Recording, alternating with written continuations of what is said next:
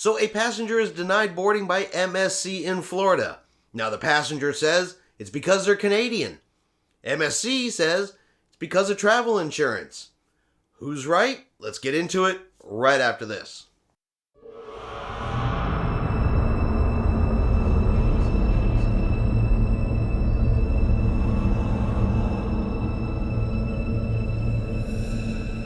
Chris here with High Seas Cruising, and welcome to today's video. Alright, a little bit of a backstory here.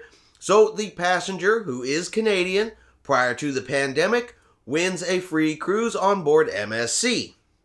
Of course, the pandemic comes, Canadians can't travel to the United States, so it puts the cruise off until now. Now, according to the passenger, he called MSC, confirmed the requirements from MSC, let MSC know that they were Canadian, would be traveling from Canada to Florida to take this cruise, said, hey, are we allowed to go? We want to double check before we purchase airfare, hotels, and transportation, because while they had a free cruise, it was only for the cruise. They were still responsible to get themselves to Florida.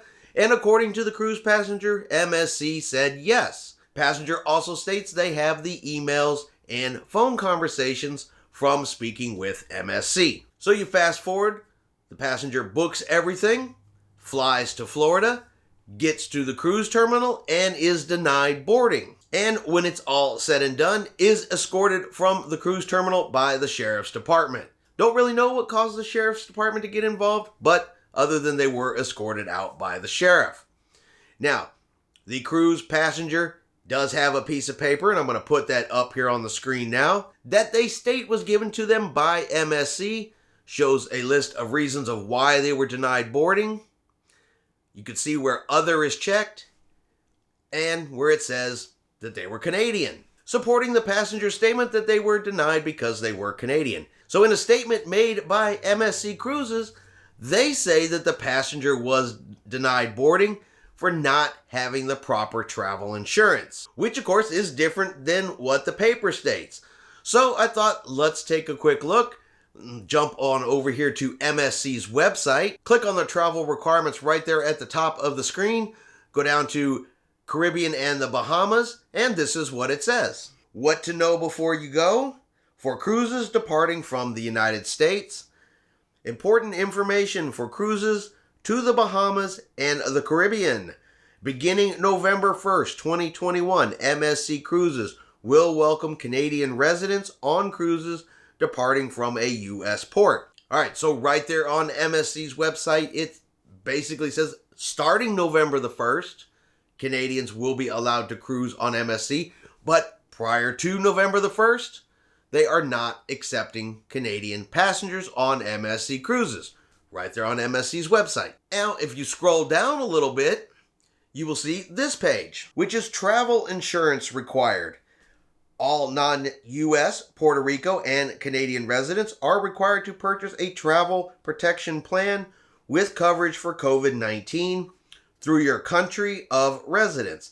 If purchased from MSC Cruises, this must be purchased prior to making final payment on your booking.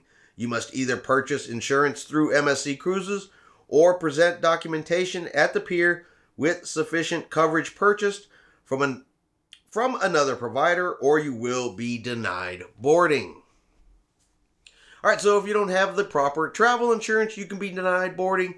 And according to MSC's website, if it's prior to November the 1st and you're Canadian, you can be denied boarding.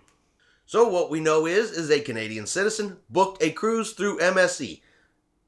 According to them, spoke to MSC, showed up at the cruise terminal for their booked cruise, and now is denied boarding. And I guess they could have been denied for either reason, either being Canadian or not having the proper travel insurance. But here is my question. If you've ever booked a cruise, you have to provide, of course, your name, your address, your country, and your travel documentation such as your passport. So if MSC is not allowing Canadians to cruise prior to November the 1st, why are they accepting bookings from Canadians that have Canadian documentation prior to November the 1st? you would think that the computer system would be able to say, whoa, wait a minute, this is not a U.S. passport, because essentially prior to November the 1st, only citizens from the United States can cruise on MSC cruises out of Florida. So the system couldn't tell that it was not a U.S. passport or U.S. documentation. The system couldn't tell that it was not a U.S. address. And so it kind of brings up the question of who is right and who is wrong, or is it both of them in this case?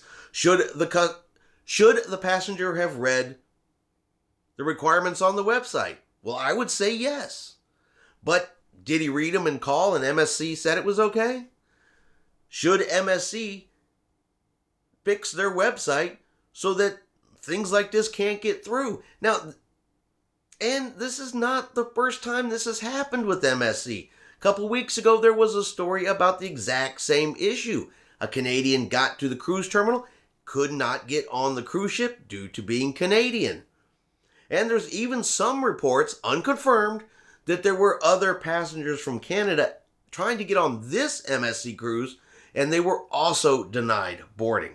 So, of course, now the cruise passenger, they want their money back. They also want to be reimbursed for their travel expenses, $3,000 for airfare, hotels, and taxis that it took to get to the cruise terminal, stating that MSC told them it was okay. They said they confirmed with MSC that they were Canadian. So to me, somewhere there's a disconnect. And while I do agree that the cruise passenger should read every little thing on the website, know every health and safety protocol, I also think the cruise line has a responsibility that if folks can't go on a cruise, don't let them book a cruise. Seems pretty simple. Maybe it's just too much of a common sense answer for a big corporation or a big business to understand. I don't know. But in this particular case, I think if the cruise passenger is on the up and up, that he has emails, he has the ability to show that, hey, I spoke to MSC Cruises, they said it was all right, they said go ahead and book it. You know what? I think MSC in this case should cover their travel expenses. MSC should own up if they've made a mistake, and they should take care of these people. Right? And then they should also fix their system that if you don't want someone to cruise during a certain time period, granted, November the 1st is just a week away, but if you don't want people from other countries booking a cruise until November 1st for Canadians and November the 8th for international travelers, then make sure your website knows the difference between United States identification and addresses and identification and addresses from other countries. But let me know what you guys think. Do you think it was the cruise passenger's fault? Do you think it was MSC's fault? Do you think it was both of their faults? And should the cruise passenger be refunded for their expenses? Let me know in the comments below what you guys think. All right, I hope you have enjoyed today's news video. If you have, let's give it 2 thumbs up. Have yourself a great day, and we will see you out on the high seas.